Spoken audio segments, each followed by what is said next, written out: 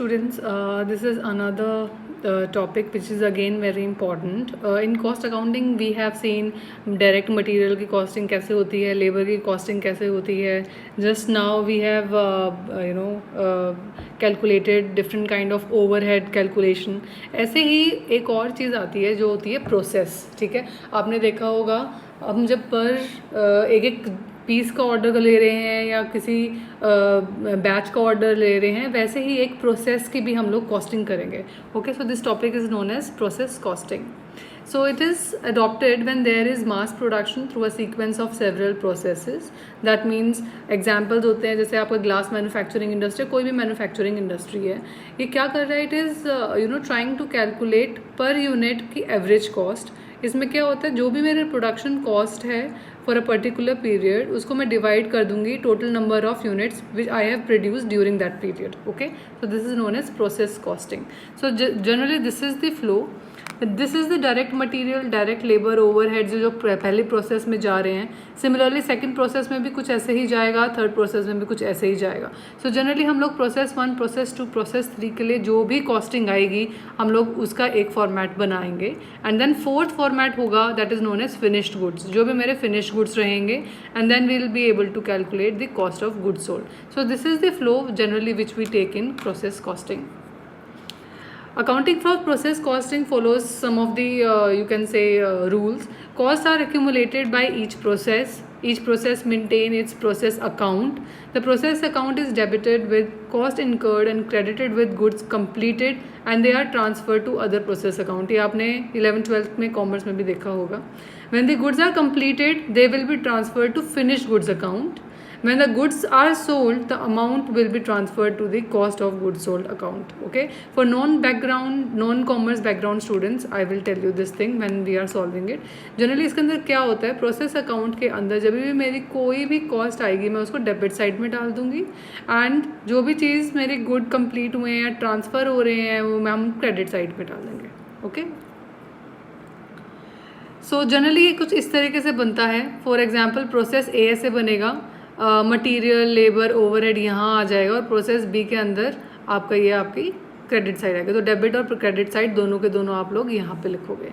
ऐसे ही process B का बनाएंगे हम, जो भी आपका यहाँ पर हुआ है, ठीक है, यू विल कैलकुलेट. तो डेबिट और क्रेडिट साइड सेम आप बनाओगे. देन प्रोसेस सी में जो भी आपका खर्चा हुआ होगा, ठीक है, सो 1500 है तो डेबिट क्रेडिट आपने 1500 बना दिया. सिमिलरली फिनिश्ड गुड्स, जो भी आपका 1500 प्रोसेस सी का आया है वो आपने यहाँ पर 1500 डाल दिया. और आप यहाँ पे इस साइड देखिए कॉस्ट ऑफ गुड सोल्ड जो है 1300 थे, कुछ भी बैलेंस होगा वो 200 होगा और टोटल आपका 1500 है. तो दोनों के दोनों साइड ये बैलेंस ही होती है क्रेडिट डेबिट की. So this is the way, this is the criteria, ये आपका प्रोटोकॉल है which we have to follow. हमें इस तरीके के टैबुलर फॉर्म के अंदर प्रोसेस अकाउंटिंग डिफाइन करनी होती है. सो accounting for losses and scrap in process account, इसमें दो तरीके के क्वेश्चंस आते हैं. पहला होता है जिसमें आप यही आपकी processes P1, P2, P3 and finished goods बनाओगे. और दूसरे तरीके के प्रोसेसेस आते हैं जिसके अंदर हम लोग एबनॉर्मल लॉस और गेन्स भी कंसिडर करते हैं. काफ़ी बार आपने देखा होगा अलग अलग तरीके के नॉर्मल गेन्स या एबनॉर्मल लॉसेज होते हैं which we have discuss in the class. अलग अलग तरीके के losses, normal losses, abnormal losses. So जब वो आ जाते हैं या एबनॉर्मल नॉर्मल गेन हो जाता है तो हम लोगों का इसके अंदर क्या इफेक्ट पड़ता है, हम उसका भी एक अलग से प्रोटोकॉल फॉलो करेंगे, एक टेबल बना देंगे. So accounting for losses and scrap in process account. In production process losses they are inherent and they are unavoidable. दो तरीके के लॉसेज हैं, नॉर्मल है, एबनॉर्मल है. अकाउंटिंग फॉर स्क्रैप, जो भी डैमेज गुड्स हैं वो स्क्रैप की तरह हम बेचेंगे. जो भी रेवेन्यू आएगा हम लोग उसको कॉस्ट में से रिड्यूस कर देंगे या फिर हम लोग बोल सकते हैं कि सेल्स रेवेन्यू में उसको कंसिडर करेंगे. So this are the transactions. Accounting treatment इनकी कैसी होगी और एंट्रीज कैसे होंगी. नॉर्मल लॉस का कोई भी अगर हो रहा है तो अकाउंटिंग ट्रीटमेंट होगी losses with in expected level and they are not assigned cost, कोई एंट्री नहीं होती. एबनॉर्मल लॉस का excess loss over the expected loss जो भी हमारा होगा वो कैलकुलेट करेंगे. सो जनरली इसको असाइन कॉस्ट बोलेंगे.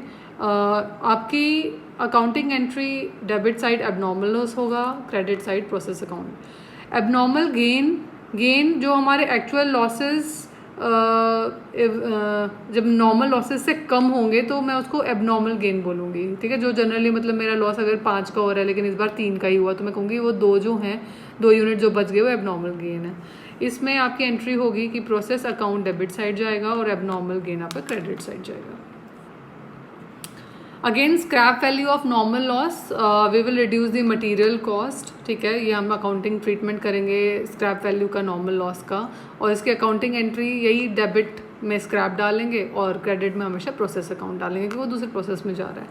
Scrap value of abnormal loss, reduce the cost of abnormal loss, आपका अकाउंटिंग ट्रीटमेंट है। और एंट्री कैसे करेंगे, स्क्रैप जो डेबिट साइड में जाएगा, क्रेडिट साइड में आपका एबनॉर्मल लॉस जाएगा। Loss of scrap value due to abnormal gain, ये कैसे होगा, जो भी एक्चुअल यूनिट आपने स्क्रैप के जैसे बेची हैं it will be less than the scrap value of normal loss. तो हम ये बोलेंगे कि the loss of scrap value it is due to abnormal gain. So इसकी ट्रीटमेंट होगी एबनॉर्मल गेन डेबिट साइड जाएगा और स्क्रैप क्रेडिट साइड जाएगा। Actual cash received from the sale of scrap, हम लोग उसको मटेरियल कॉस्ट में से रिड्यूस कर देंगे और इसकी एंट्री होगी डेबिट साइड कैश आएगा और क्रेडिट साइड आपका स्क्रैप आएगा।